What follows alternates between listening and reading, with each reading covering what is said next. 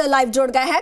आशुतोष, सबसे बड़ा अपडेट तो ये है कि जो हत्यारे हैं उन्हें एनआईए जो है वो दिल्ली ले जा रही है और वहां पर पूरा जो उनका कनेक्शन निकल कर आया है पाकिस्तान और यह आतंकवाद का जो कनेक्शन है उसको लेकर पूरी जांच की जाएगी। इसके बारे में आपसे जानकारी चाहूंगी। और उसके बाद ये कि आज सीएम अशोक गहलोत भी खुद वहां पर उदयपुर पहुंचेंगे और जो पीड़ित आश्रित परिवार है उनसे मुलाकात करेंगे। इसके साथ ही कांस्टेबल से भी उनकी मुलाकात का कार्यक्रम है, तो उसको लेकर भी आपसे अपडेट चाहूंगी। अंकुर, देखिए, इस पूरे घटनाक्रम को लेकर अब जो जांच है वो एनआईए कर रही है और एनआईए का जो हेडक्वार्टर है वो दिल्ली स्थित है, क्योंकि इस पूरे घटनाक्रम में जो वीडियो बनाया गया उसमें सीधे तौर पर पीएम को भी एक तरीके से टारगेट किया गया था और कहीं ना कहीं ये बात सामने निकल के आ रही थी कि बहुत ऑर्गेनाइज्ड वे में इस पूरे घटनाक्रम को अंजाम दिया गया है। एक तरीके से एक आतंकी अटैक के तौर पे इसको देखा जा रहा है। अब इस पूरे घटनाक्रम में एनआईए जो जांच कर रही है, इसमें अभी तक जो जानकारी सामने निकल के आई है, संभव है बहुत हद तक कि इन दोनों आरोपियों को दिल्ली लाया जाएगा और दिल्ली एनआईए अपने स्तर पर इनसे पूछताछ की जाएगी। कुछ डिवाइसेस हैं जो इनसे बरामद की गई हैं, उनकी भी जांच की जा सकती है। इनकी जो फ़ोन है वो बरामद किए गए हैं, उनकी जांच की जा सकती है। और सबसे बड़ी बात यह है कि इनके सोशल मीडिया के जो अकाउंट्स हैं उनको बारीकी से उनकी जाँच की जाएगी, क्योंकि ये जानकारी में सामने आया है दावत इस्लामी के संपर्क में तो ये लोग थे ही, पाकिस्तान से जो संगठन संचालित होता है उसके संपर्क में थे, लेकिन एक जानकारी ये भी आई है कि अल-सुफ़ा जो संगठन है उसके संपर्क में भी ये लोग थे और ये डायरेक्टली अल-सुफ़ा के संपर्क में नहीं थे। लेकिन जो टोंक में जो जुबैर गिरफ्तार हुआ था, देखिए आपको थोड़ा सा पीछे लेके जाएं, 30 मार्च को राजस्थान और मध्य प्रदेश का जो टेरर मॉड्यूल था उसका खुलासा हुआ था। कुछ आतंकी थे जो कार में कुछ ऐसी सामग्री लेकर आ रहे थे जिसको कहीं ना कहीं ये बताया गया कि जयपुर को दहलाने की साजिश थी। इसके अंदर जुबैर नाम के व्यक्ति का जिक्र रहा जो कि टोंक का रहने वाला था। इसकी गिरफ्तारी होती है तो अब ये जो पूरा के पूरा कनेक्शन है ये साफ होता हुआ नजर आ रहा है कि संभवतः उदयपुर के जो दोनों गिरफ्तार आरोपी हत्याकांड के ये संभवतः जुबैर के संपर्क में थे और लगातार सोशल मीडिया के जरिए जो कट्टरता फैलाने की कोशिश की जाती है उस तरह के वीडियोस इनकी तरफ से लगातार देखे गए हैं। अब ये एनआईए अपने स्तर पे जांच कर रहा है कि किसके आदेश पर, दरअसल किसके आदेश पे, कौन इनके पैरोकार थे, कौन इनके आतंकी जो आला थे जिनके आदेश पर इतना बड़ा जो घटनाक्रम है उसको अंजाम दिया गया। क्या इससे भी बड़ी कोई साजिश राजस्थान को दहलाने की थी? देखिए, जयपुर को दहलाने की साजिश तो थी ही, ये बात निकल के सामने आई है। 30 मार्च के अंदर जो मॉड्यूल का खुलासा हुआ उसमें ये साफ हुआ कि जयपुर तक वो जो बम धमाके करने वाली सामग्री थी वो जयपुर तक आनी थी। उसका खुलासा पहले ही हो गया। जो पुलिस थी उसके स्तर पे एक नाकेबंदी के दौरान इनको पकड़ा गया। बहुत सारे एक एक करके खुलासे हुए। अल-सुफ़ा जैसे संगठन का जो नाम है वो भी सामने निकल के आता है। अब ये पूरे के पूरे जो आतंकी तार हैं एक दूसरे से कनेक्ट होते हुए दिखाई दे रहे हैं और ये सामने निकल के आ रहा है कि संभवतः इनका सोशल मीडिया के जरिए आपसी कनेक्शन था जिसकी जाँच एनआईए कर रही है। दूसरी बात, जो मुख्यमंत्री हैं वो पीसीसी चीफ के साथ में और जो राजेंद्र यादव हैं गृह राज्य मंत्री उनके साथ में रवाना हो चुके हैं। सबसे पहले वो उदयपुर जाएंगे और जो परिवार है कन्हैयालाल का उनसे मुलाकात करेंगे, उनको ढांढस बनाएंगे। उसके बाद में अजमेर जाने का भी कार्यक्रम है। अभी तक जहां तक जयपुर बंद को लेके की बात है, तकरीबन ऐसी बातें सामने निकल के आई हैं कि तकरीबन 60 से 70% तक की जो दुकानें हैं उनको बंद रखा गया है।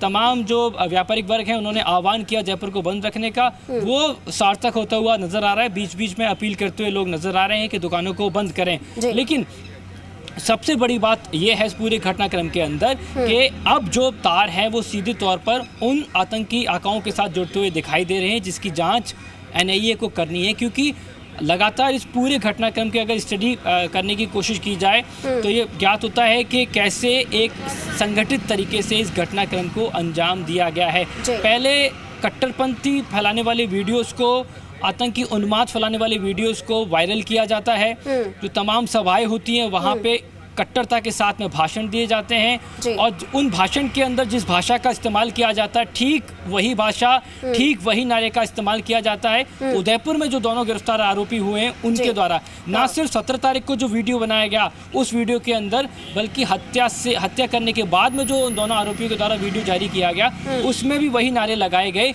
जो कि नारे कुछ ऐसे वीडियोस में लगाए गए थे जो कि आमतौर पर जिनको पीस मार्च कहा जाए, शांति की जो रैली होती है वो कहा जाए, उसके नाम पर निकाला गया था जिसमें स्पीच रखी गई थी। तो ये कहीं ना कहीं जो धार्मिक उन्माद फैलाने वाले भाषण थे इनका क्या कुछ कनेक्शन है? इन दोनों आरोपियों को आखिर टारगेट मिला तो कहां से मिला के कुछ बड़ा किया जाए।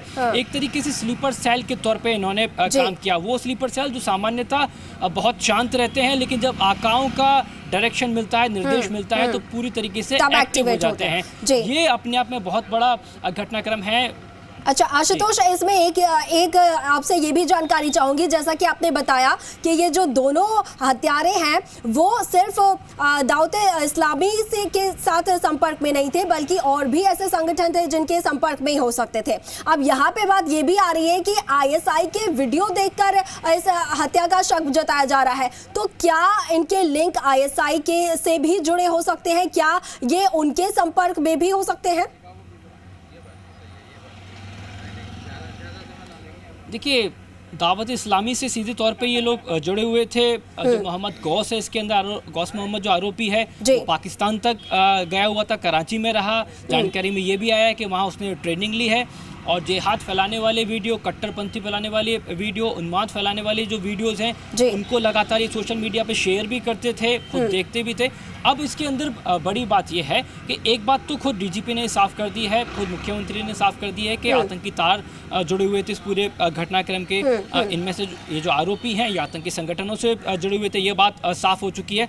लेकिन क्या इस्लामिक स्टेट IS के साथ में ये सीधे तौर पर संपर्क थे? क्या कोई पाकिस्तान में बैठ के आका या इस्लामिक स्टेट से जुड़ा कोई ऐसा आतंकी संगठन या कोई व्यक्ति जिसके इशारे पे ये लोग काम कर रहे थे? मुजीब का जो टोंक से गिरफ्तार हुआ, जो इस वक्त जेल के अंदर बंद है, उससे सीधे तौर पे क्या कुछ कनेक्शन है? संभव है कि उसको भी दोबारा गिरफ्तार करके पूछताछ की जाएगी, आमने सामने बिठा के जो NIA है वो पूछताछ कर सकती है, क्योंकि इसमें पूरा की पूरा एक जो राउंड कनेक्शन है एक दूसरे के साथ में, वो सामने निकल के आ रहा है। अब IS के संपर्क में थे नहीं थे, ये अभी तक सूत्रों के हवाले से जानकारी मिल रही है और लगातार कनेक्शन बैठता हुआ दिखाई दे रहा है, क्योंकि राजस्थान के चित्तौड़गढ़ के निम्बाहेड़ा में जो विस्फोटक सामग्री बरामद होती है उसका सीधा कनेक्शन जयपुर से था। जयपुर में वो विस्फोटक सामग्री आने वाली थी, मिट्टी में दबा के उसको रखा जाना था और बाद में तयबद्ध तरीके से जब आकाओं का डिसीजन होता, डायरेक्शन मिलते, तब जयपुर में भी तकरीबन 2 से 3 जगह विस्फोट किए जाने थे, ऐसी जानकारी सामने निकल के आई थी।